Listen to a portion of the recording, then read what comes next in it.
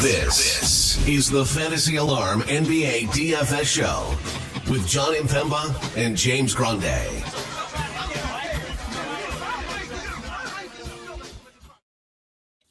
What is going on, FA Nation? John Impemba here with James Grande. Welcome into the Fantasy Alarm NBA DFS Playbook live show. It is Monday. We got ourselves a 6-game DraftKings main slate. Sir Grande, how are we doing today, man? We're tired, John, but good. It's not a resolution, but we got a little bit of a home gym, and I got back into the gym early this morning. Sure. You know, like the first time you've gone to the gym in a while, and you work out, and then you're like, I can't feel my legs. If you just do a little like, I might fall over. That's how I feel. Yeah. It feels great. Sure. But it's very tiring as well. So feeling good, no complaints other than, I might just fall over if I try to stand up. Okay. But I'm doing great, man. How are you? Apparently better than you. I'm feeling fresh. I'm feeling strong. I'm ready to talk about some NBA here. We appreciate all you guys tuning in each and every day. Get that like, share, and subscribe button. Guys, all in the chats. Quincy Pondexter highlights for our guy Jeffrey. Dude, we're getting balder by the day. Yeah. Jeff asked me if I got a new camera. Nope, same camera, just had to update the firmware or whatever on it. So we got that working for us. I know you guys are certainly missing my mug last week. You get to see it now here today. Greg, Warren, Steve, all you guys, Dez in the chat. We do appreciate you all tuning in. I don't think you could, Des. I think you have to take the New Year back. You're not allowed to say it past the 3rd. Yeah, it says, we haven't seen Des probably since then, so I'm cool with it. That's what's his name? Larry David said that, right? Past the 3rd. He had like a date of when you're not demarcation. You're not allowed to like say it anymore, but that's fine because you know what? We still have our New Year sale going on. Today's the last day of our New Year sale, so if you haven't already signed up to save 50% off your first 6 months of your monthly All-Pro subscription. That's $19.99 a month for the first 6 months. Today's your last day. You go to fantasyalarm.com/New Year. Use promo code NEWYEAR50. It should autofill for you guys. Hit apply. Sign up. Get access to all content for all sports. Everything. DFS, betting, seasonal, draft guides, cheat sheets, you name it. 50% off for the next 6 months. That takes you 6 months from now is what, July? Whatever, right? June, April, May, June, July. I am not doing math. Something like that. It's June. It's June, but like that's bold of you to even just sure, yeah, something like that. So 6 months from now, you guys get to take advantage of that. And then football season's here again. So you get all the cool stuff we got going on for football. You guys can sign up then. So check it out. Scan the QR code right there on the screen. We got our All-Pro holiday New Year sale right there, or go to fantasyalarm.com/New Year. Promo code NEWYEAR50. Again, 50% off. You can cancel at any time. Try us out for the first month at $19.99. If you hate it, you won't. But if you do, for whatever reason, you can cancel. That's fine. But if you cancel, try to come back, you're going to be paying full price. So check it out now. fantasyalarm.com/New Year. Promo code NEWYEAR50. That sale ends at midnight Eastern today. Got a little baby on the camera like that, That was. Yep, they did just break the door down. I heard it coming.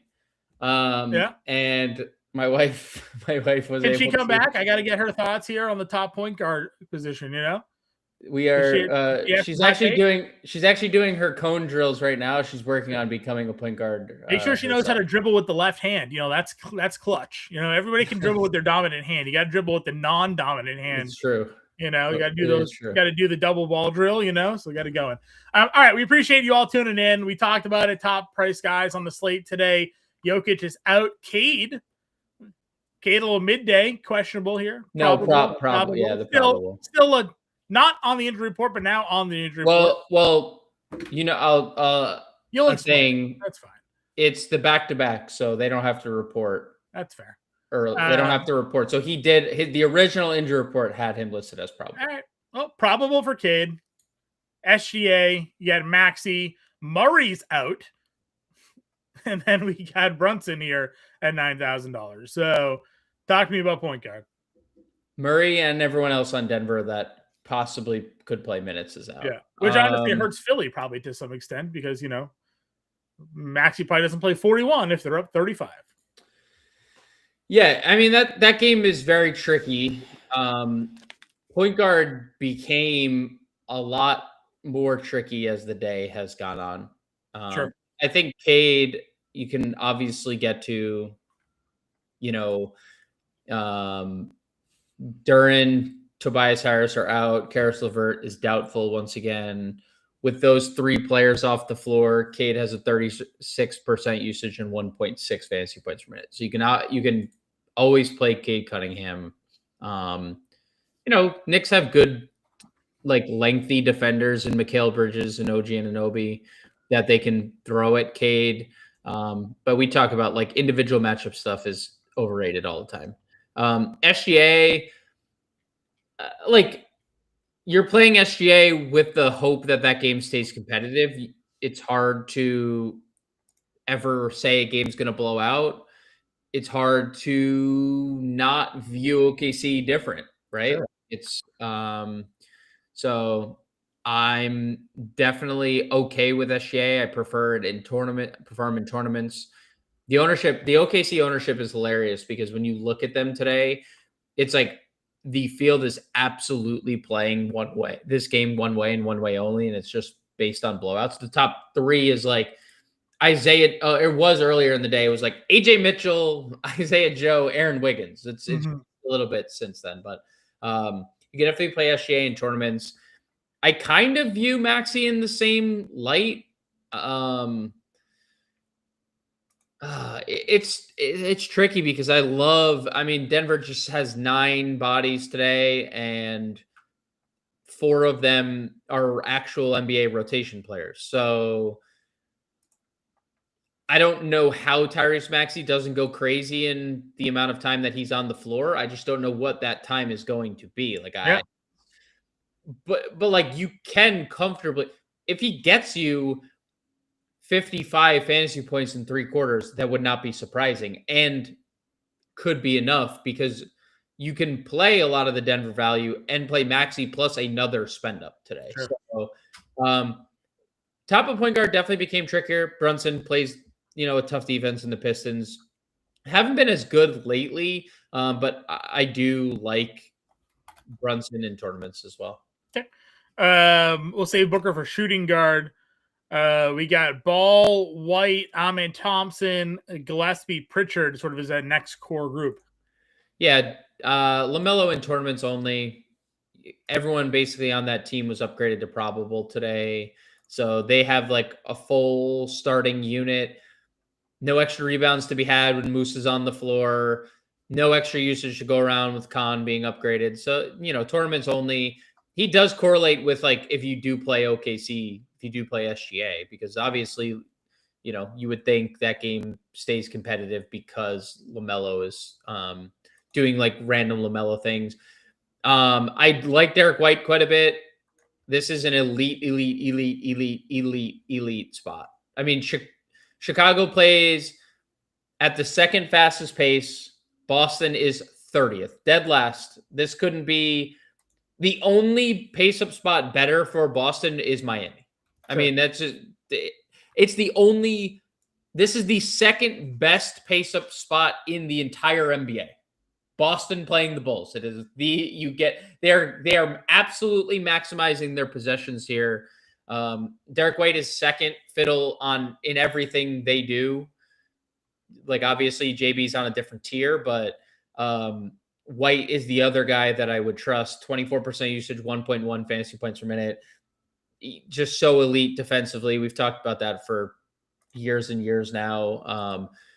So yeah, definitely like Derek White. I think Amen Thompson looks really, really good. Sure. Without Şengün this year, 25.6% usage rate, over a fantasy point per minute. The scoring has been up lately. I do think there's something to be said without Steven Adams last game, 12 rebounds for Amen Thompson as well. It's a really good spot overall. It gets Phoenix on the second leg of a back-to-back. I posted it in our Discord this morning, but Phoenix had a travel issue last night where they couldn't leave, and they had to leave this morning. So they are getting into Houston super late. So like incredibly tough back-to-back to have to play OKC. Not that it's it was not like Phoenix to Arizona to Texas, I'm sure is not like the most challenging flight, but like ready to board a flight that you'd never board and then have to go back to the airport the next day. Brutal. But I like Amen Thompson quite a bit with no Şengün. I wrote up his point prop today. It was 17.5. It's a good number. So that's out there. If you go to Fantasy Alarm, you can check out Prize Picks, Underdog, and Sleeper Pick'em plays. Amen Thompson's part of that core today. I like it. Anything else down here below? Again, you talked Derek White and mentioned Pritchard in the same sort of spot, but liking White a bit more. 6K, 5K range for you? Yeah, by the way, I like Pritchard GPPs. Like, it's just he is so third fiddle on this team, but you do always point out, like, he's always on the floor. So there's that. I think he's on the floor when they blow teams out. It's Pritchard, drunk guy. Yeah. So the 6K tier is fine. Like, I don't mind Dyson Daniels. He has been really good peripherally. The scoring is very random. Like, we get Dyson scoring games, but like that's not something I'd ever rely upon. There is the Trae Young factor. Obviously, he's not available, but it's not like Dyson is a high usage player. He's a fantasy point per minute guy. That's what I'd say. So I think he's good, not great. Quickly, same thing. Like, you can always play him in a tournament. I'm fine with Trey Jones, even with the Kobe White upgrade today. Obviously not as much of a priority. I don't know what they're going to do with the lineup. I don't know what they're going to do. I'd fully expect Kobe White to be like pretty severely limited, considering it's a calf injury again. I mean, this is the third time this year that he's dealt with a calf. Like, coming into the year, dealt with a calf. Earlier in the year, came back, like, had a calf. Like, it's been nothing but calf injuries for Kobe White. So that's where I would assume there would be some type of limitation. So like Trey Jones is going to be essentially unowned. If you want to play him in like large field tournaments, I think that's okay, but nothing's a priority. I honestly, I think Quentin Grimes would probably be the guy that I would get to. Like, I could see them kind of like leaving him out there. I mean, second unit guy coming on the floor, and just playing a bunch. Like, I'd be good with getting to Quentin Grimes here. 5,500 is a really good price for him. Yeah, like I said, not a ton of Phillies getting ownership here today. Obviously, it fell off a cliff after all that Denver stuff. Yeah, it's because people are just terrified. Grimes, at least from a cost perspective, compared to the other guys, will hurt you less if he plays 25 minutes and comes in at 4x. But spending the big money on a guy like Maxey, if you don't get the 50, but you get 40 today, like, that might be a problem. Any other values at point guard for you? I think AJ Mitchell looks pretty good. There were some OKC ruleouts: Hartenstein, Caruso, Jay Will again. There's obviously like the blowout narrative as well that it's a 15.5 point spread. Mitchell's in the rotation to begin with, plays a lot in blowouts. I mean, you look at the minutes.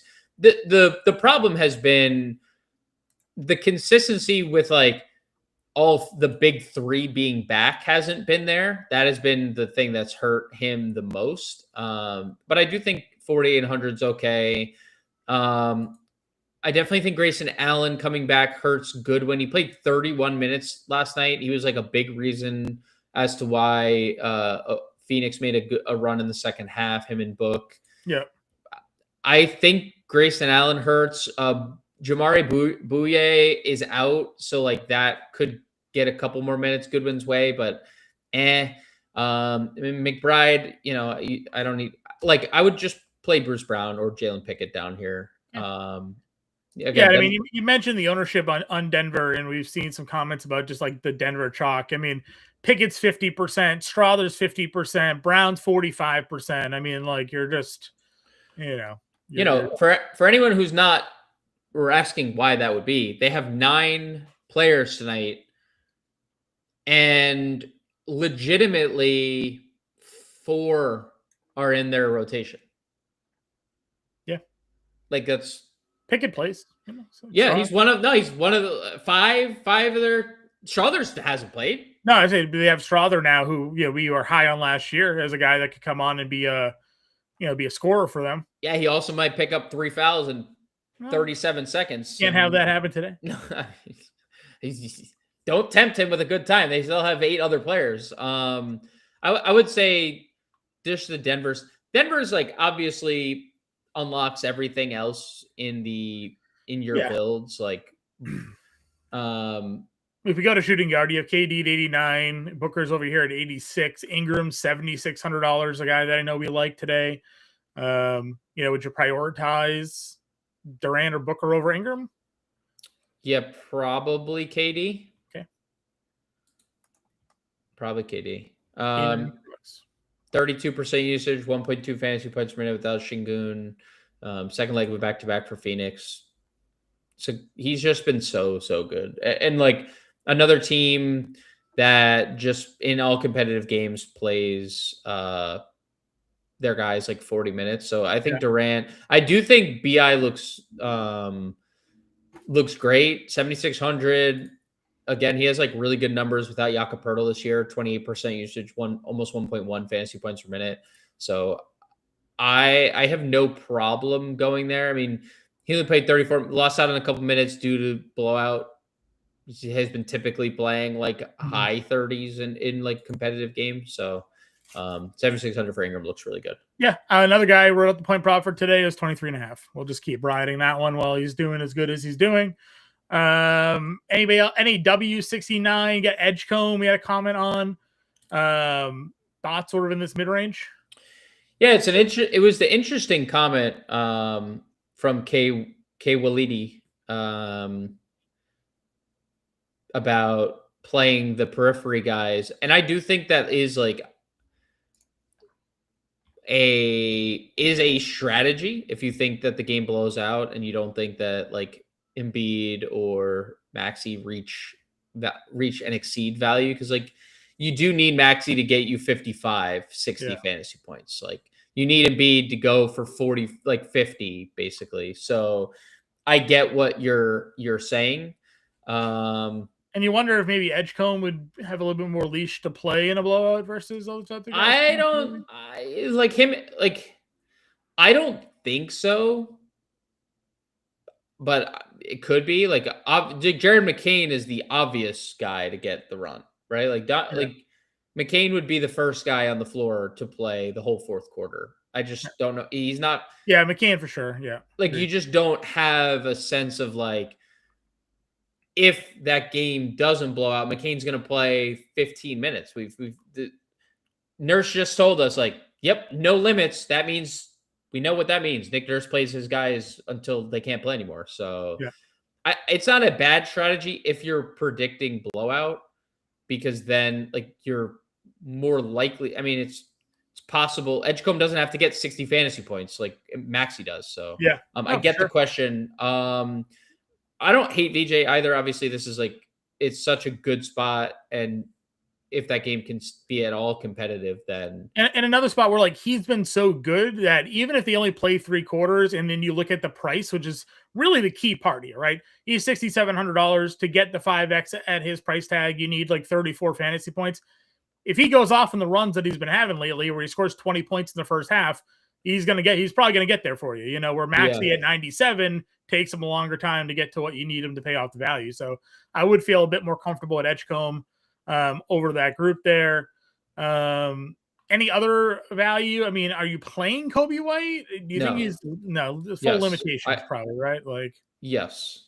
Yeah, I would agree with you. Anything else down here? Simons 5K, Sexton $4,600. Well, Denver. Yeah, the Denver guys are here. Brown, Pickett, and Strother are all shooting guard. That would probably be like the other bull stuff is really hard to, if any of them start, I think that would be sans Kobe White. I think he's unplayable. I'd expect Billy Donovan to come out and be like, 24-minute limit or something like that. If Io or Herter were to start, I think I would play one or both of them. Either or, rather. That's probably it. We had the Sasser question. Yeah. The problem, and for all those that tune into the previous show, it's like the Boston conundrum that we talk about all the time. Like, if you go look at what Detroit does on a daily basis, I mean, they just play 12 guys nightly. Like, it's just impossible. Last night, Dennis Jenkins, who didn't play the whole first quarter, came in the second quarter, and he went 6 for 6 from 3 in the second quarter. So he plays 25 minutes. Marcus Sasser, who played 3 minutes of the first quarter, never played again because Dennis Jenkins took all of his minutes. Yeah. It is a hot hand approach. They're playing 10 guys plus nightly, and it's just hard to trust. So, like, if you want to play Marcus Sasser, it has to be in a scenario where you're playing 20 lineups. If you're playing one lineup, I would not advise playing like any of that Detroit's, like Dennis or Sasser or Ivy, because it's just, you have no idea on a night-to-night basis who's going to. Jaden Ivey played 28 minutes. We were like, he's back. Yeah. Hasn't even sniffed 20 minutes since. Hasn't even sniffed 20 minutes.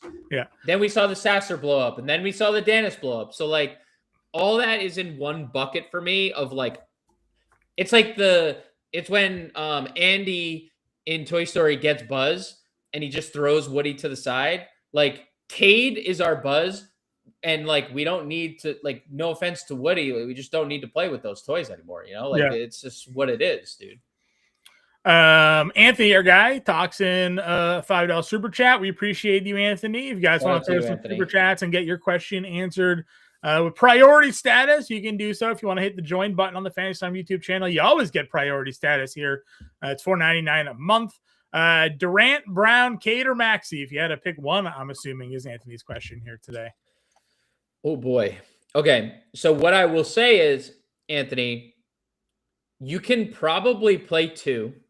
And by probably, I mean, you could definitely play two if you're playing Denver, like a couple of them. If you're making us pick one, I have really come around on the Jaylen Brown as my top spend up today.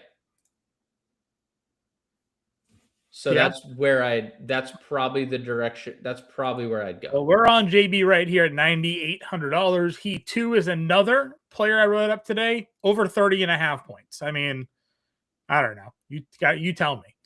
It couldn't be a better spot, it feels like, on the board for JB here to take the points. So the points is what I took.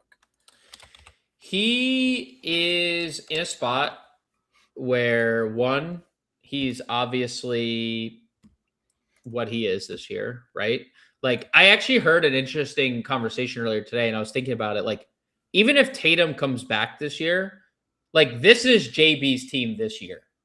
Like, Tatum coming back from an Achilles tear, like, what JB's doing, you can't, like, take away from him with how good and efficient he's been. And now you're putting him in this spot. Again, this is the second best pace-up spot in the entire league. Boston is dead last in pace. Chicago is second. Chicago's also 23rd in defense. They also are bottom 5 in terms of allowing points in the paint, or top 5 most points in the paint. Jaylen Brown is 3rd in the NBA in drives per game.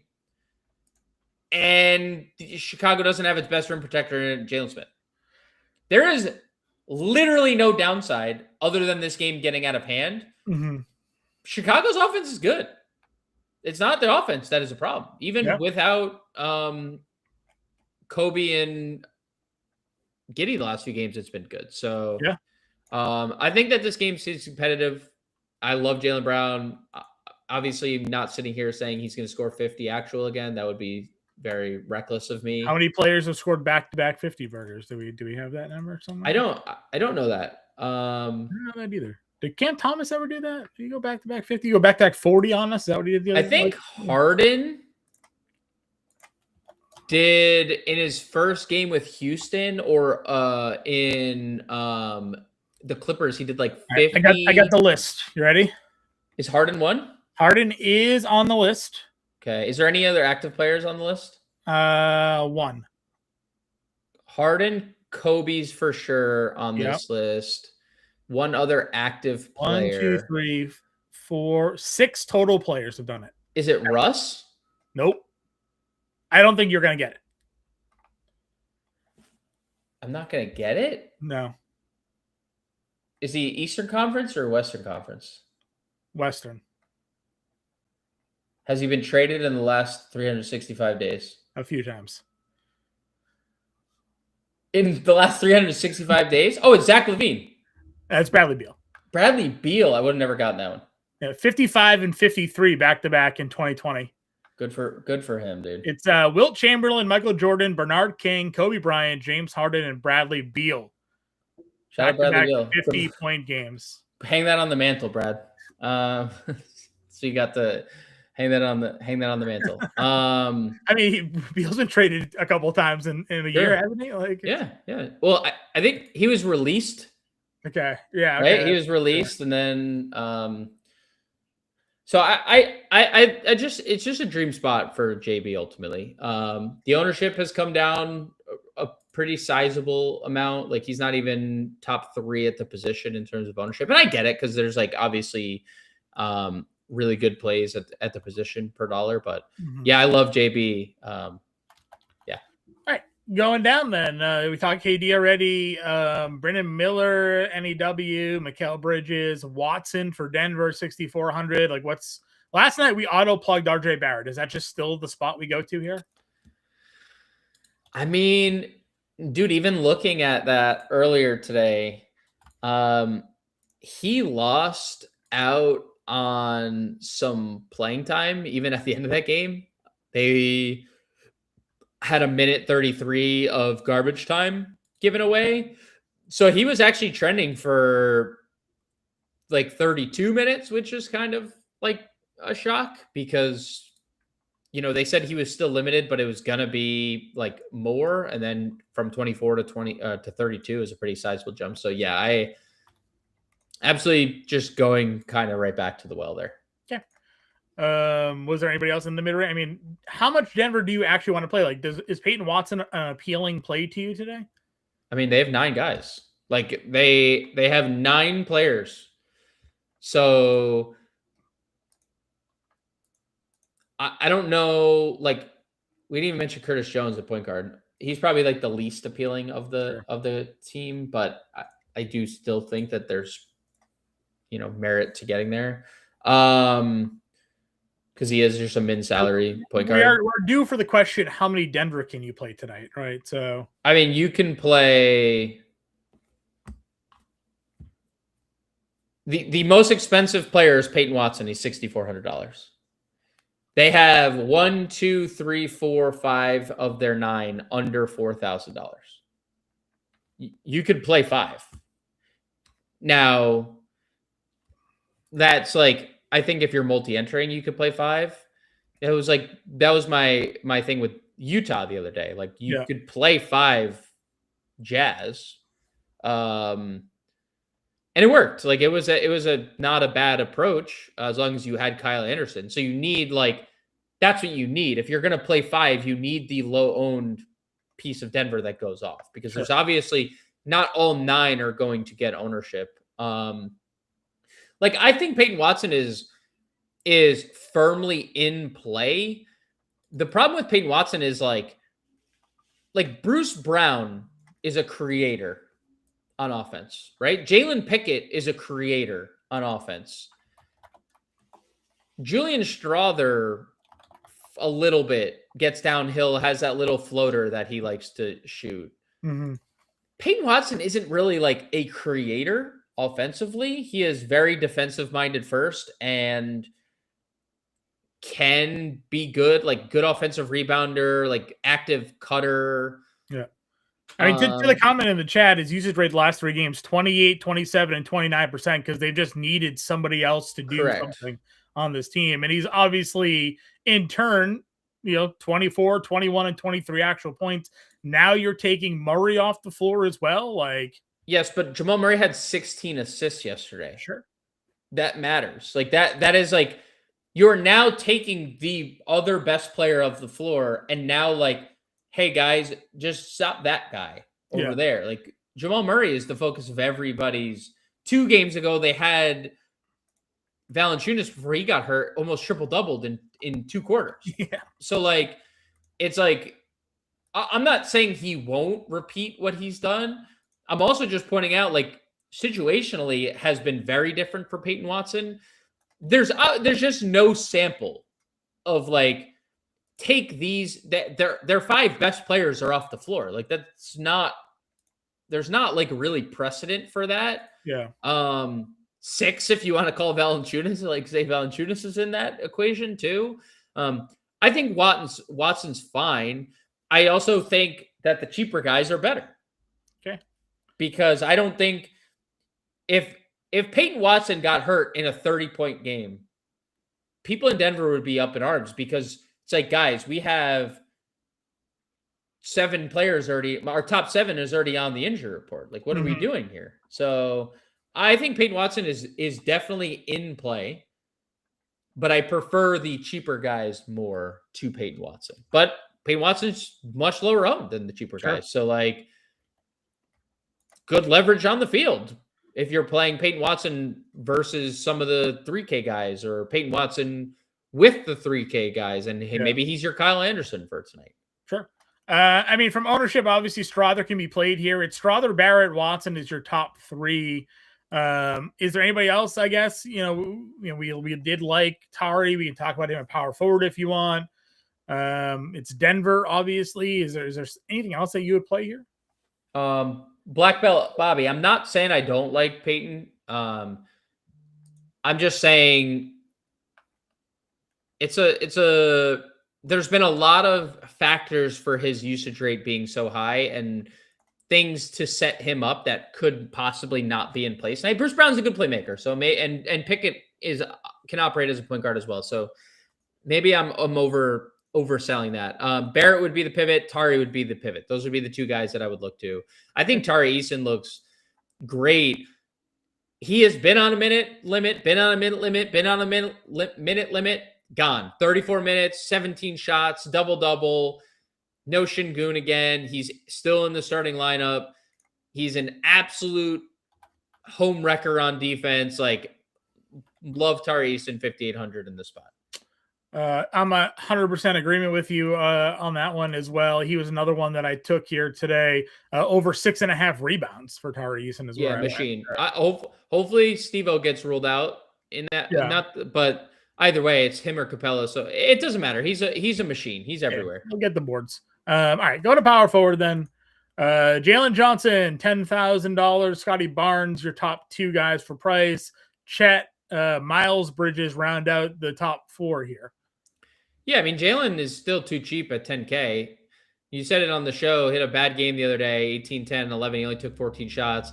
Oh, man, didn't triple-double against Toronto the other day, 37-9, almost shot 50% in 21 shot attempts. I mean, the guy is just as good as it gets fantasy-wise right now. It's just as good as it's going to get per dollar. So he's going to keep being highly rostered. He should be highly rostered. He is very good at the game of basketball. There's no Trae Young. Yeah. The only thing I'd say is like Porzingis could play a couple extra minutes, and maybe there's like he's such a high usage player, but I don't think that hurts him. Like that's exactly more assists. That's exactly why. Good leeway.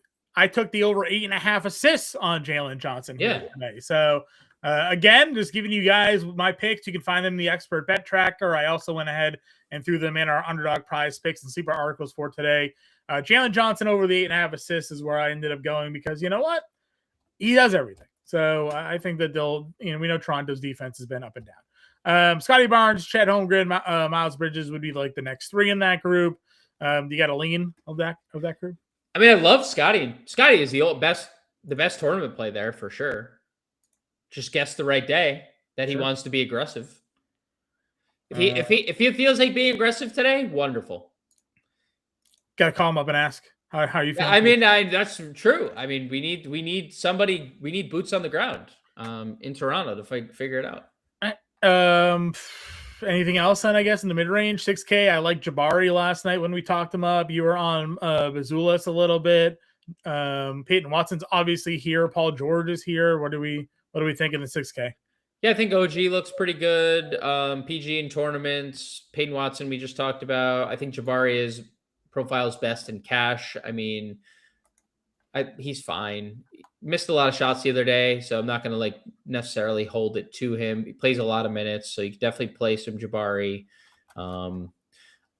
Buzelis is interesting, even with Kobe White back, because the minutes, the points, the production, the usage, everything is trending in the right direction. There's still no Josh Giddey. Now there's no Jalen Smith. So I do think they probably move him back to power forward, like just with Smith being out of the lineup. They don't really have like another option to go there unless they wanted to be weird and start Patrick Williams. And I just, please don't do that. So I think Buzelis is very solid. I really hope they don't put him on Jaylen Brown because that is immediately 2 fouls. 2 fouls to the bench. Like that, like he's athletic and he's like gonna probably be a good defender long term. But he is just one of those, I'm young, I'm very handsy, I get in foul trouble too often plays. So I think he's really good. Just please, for the love of God, don't put him on Jaylen Brown. All right. Value, we talk Eason. Where are you with like Isaiah Stewart tonight? We liked Murray Boyles last night for a little bit. You can play if you think blowout. There's like Barlow with the narrative there. Anything for you?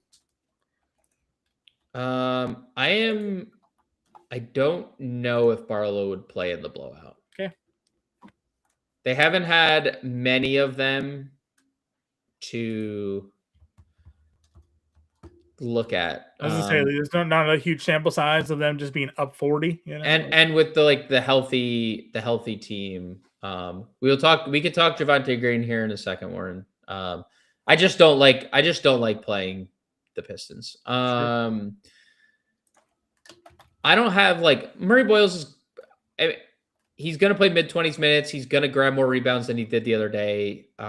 He's very good defensively. He isn't a focal point offensively. So like the points are kind of what they are. It's not something that you can like assume they're going to go up, but the rebounds, he's very active. On the Javonte Green front, like he's just not very good per minute.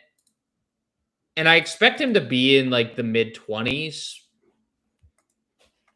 That's all I can say. I don't have much else to add. Like sure. He's not an exciting play for me. He's a good rotation piece for the Pistons, but I just don't like they don't enjoy. They're not an enjoyable team to roster outside of Cade because they play so many guys. We'll talk B-Ball Paul's ownership here in a second and like what B-Ball Paul how he looks, but it's just not a lot of like it's fine. Last piece in, but like is it value you need to play today? You know, like Hunter Tyson could start today at 3K. I'd rather play a starting Hunter Tyson at 3K. I'm not saying he will not, but not much to say about Javonte here. Going on over to center. Joel Embiid, $8,700. Towns, Vucevic, your top 3 from price point range. Ownership wise, obviously Paul Reed, a massive ownership favorite, and Embiid is second though in ownership right now at 22%. Yeah, B-Ball Paul is going to be incredibly popular, and like he should be. He's 3,800. He started yesterday. He's good per minute. Does that mean he's going to start today? No, but he's going to be in their rotation. We're going to know if he's going to start. It's an island 7 p.m. game. So that's a good thing. Also hilarious that Denver is the island 8:30 game. I absolutely love that. I feel like people are going to panic and not know what to do with their lineups. Yeah. But yeah, I like B-Ball Paul at $3,800. That's obviously in an appealing direction. I don't mind the Embiid stuff. Like, he has obviously looked better than he has all year long.